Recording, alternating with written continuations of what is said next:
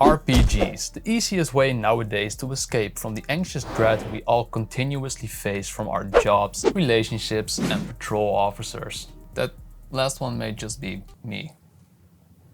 Anyway, the term RPG has been pretty broadly used in recent history, whereas I think of games like Baldur's Gate and Dragon Age Origins, other people think about games like Horizon Zero Dawn and Tears of the Kingdom. Thankfully though, these people are wrong. Today, I want to rank some of the best actual role-playing games I've ever played. Meaning, it could be that the game is really good, but if you can't actually really roleplay in it, I will just not include it. So for example, The Witcher is my favorite game of all time, but you play as Geralt, and you always play as Geralt. My sympathies. And Geralt is just a good guy. The most evil thing you can do in that game is walk away from situations in which people need your help. So even though it's one of the best games of all time, the role-playing sucks. So do you now understand how I am gonna rank these games? Yes? Not yes?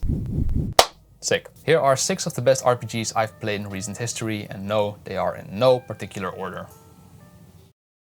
Pillars of Eternity Deadfire is the sequel to, well, who would have thought, right? Pillars of Eternity 1. Created by Obsidian, it has that classic KOTOR 2 and Tyranny feeling to it. A top-down view, combat based on dice rolls, and most importantly, a heavy focus on character creation. There is no need to have played PoE 1 to know what Deadfire is about, thankfully. I made a video about Deadfire a while back that I will put in the description, but to give a quick summary as to why the role-playing is so amazing. As with most CRPGs, you have your classic standard classes like fighters, rogues, monks, etc. But the game allows multi-classing, to be able to dip into 2 classes at once. Not only that, but they also allow you to pick a subclass with each one being proficient at something different. Different subclasses allow for different active and passive abilities, and by combining this with the multi-classing I just mentioned, you can create unique builds with essentially unlimited possibilities. To top it all off, you can then choose what your proficiency was before the story unfolded, ranging from the highest segment of the upper class to the absolute bottom of the lower one. When playing the actual game, the class and job you have picked will show up on numerous occasions, as will the abilities you are most proficient in, and if you have picked a class that is morally good or evil, you need to ensure it actually aligns with the disposition that matches it, meaning that the effects for certain abilities will depend on how well you are in line with the corresponding disposition. Bundle all of this together and you have one of the best role-playing you will have seen in years. This should come as no surprise though, as Obsidian is famous for making some of the best RPGs ever known to the gaming community, which brings me to a game that almost everybody has heard of, but you can never hear too much about.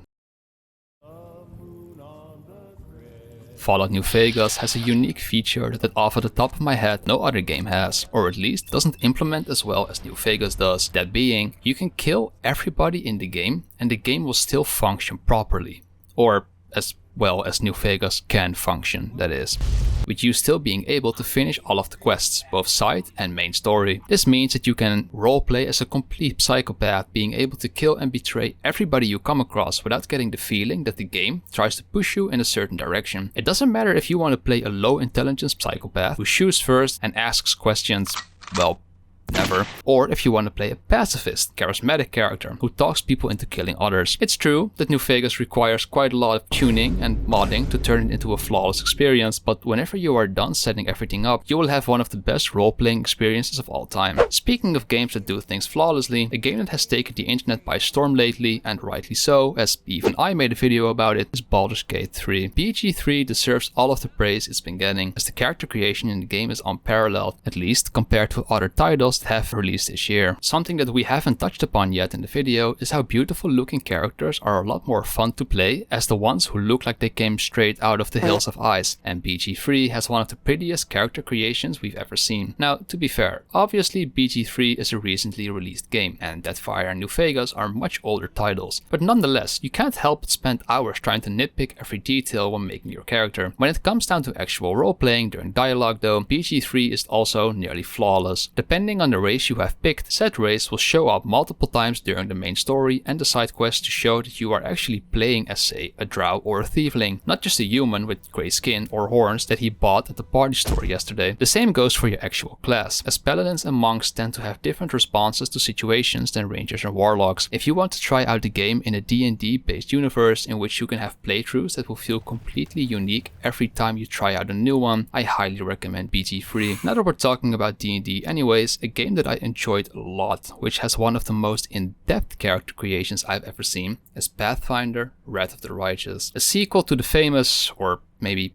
infamous, Pathfinder Kingmaker, Wrath of the Righteous has managed to fix a lot of issues that Kingmaker had, but most of these issues boil down to things like gameplay, pacing, and lacking mechanics. Character creation in both games is amazing though. The reason is, in my opinion, one of the most in-depth is because, well, just look at it. Don't get me wrong, this stuff is amazing, but simultaneously incredibly overwhelming. Like Deadfire, you can pick proficiencies here as well, and multi-class into different classes at once. But things like chaotic and lawful alignments go much more in depth, with now entire dialogue options being marked as either good, evil, chaotic, or lawful. On top of that, as the game progresses, you can choose mythic paths, meaning you can play your typical goody two-shoes angelic character, or the complete opposite, say a devil or a walking swarm of mosquitoes. Depending on the route you choose, your appearance and the way companions interact with you will change, and the same goes for the deity or god you have decided to worship. I made a much more in-depth video about Wrath of the Righteous, which I will link down below, but something that I didn't mention in the video is this. I think that if Owlcat can keep making games like these, they have the potential to go down as one of the best RPG studios in history. I doubt these type of games will ever go mainstream, but the amount of content you get here and how it all ties together is nothing short of amazing. Where one studio rises,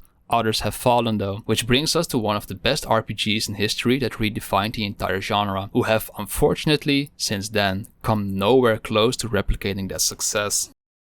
I think that Dragon Age Origins is the game that made most of us either fall in love with RPGs or has at least shown us how perfect one can be if the team has a coherent thought process on how the game should look. The Dragon Age series will never reach the levels of, say, Dark Souls lore, but with books, multiple comics, 3 game entries and an entire Netflix series written about it, the amount of content to devour here is endless. Origins did the, not only at the time but even nowadays, worthy of praise, impossible feat of writing multiple, completely unique prologue stories that, depending on your choices and decisions, completely altered the rest of the game. These prologues ranged from criminality to being raised as a noble, or even as an elf in the Brazilian forest. Picking one of the prologues locked you out of the other ones, so if you were a dwarf or an elf, you could, for example, never be king of Heraldon, as that was only possible as a human being. Combine this with some of the best written dialogue choices and one of the best RPG stories, and you were in for a game that you could replay multiple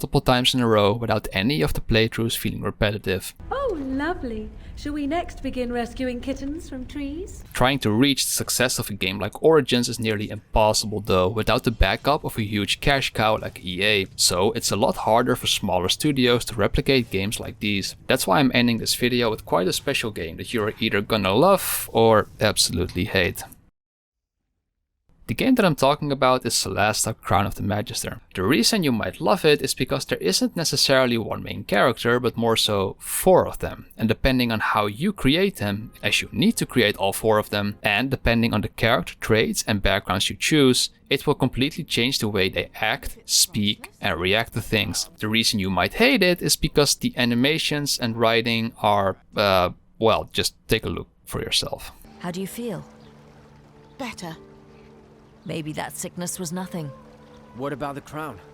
You know the council will probably take it. No. We can't hide the fact that we found it with the Sorax. It's our loot. Ours. While the writing is nothing to write home about, the character creation is unique in some pretty cool ways. You can, for example, pick the languages that your characters know, the type of enemy you are most efficient against, and most importantly, the backgrounds I just mentioned all have unique side quests to them. So if you pick Lawkeeper for one character and say Lowlife for another, both of them will have a distinctive quest for the corresponding character. These are completely separated from the main story, but you will primarily want to try this game for the personalities mentioned at the beginning, as the banter between your party members is pretty decent. Will I soon make another video like this one? Maybe. For now, I think the focus is going to be on Starfield and the Cyberpunk DLC, as both of them are releasing next month. And maybe if those two don't suck, I'll add them to the list of the next video. We'll see. In any case, thanks for watching. Go play these games, or don't. Better yet, leave suggestions. I'm always in the mood for another RPG.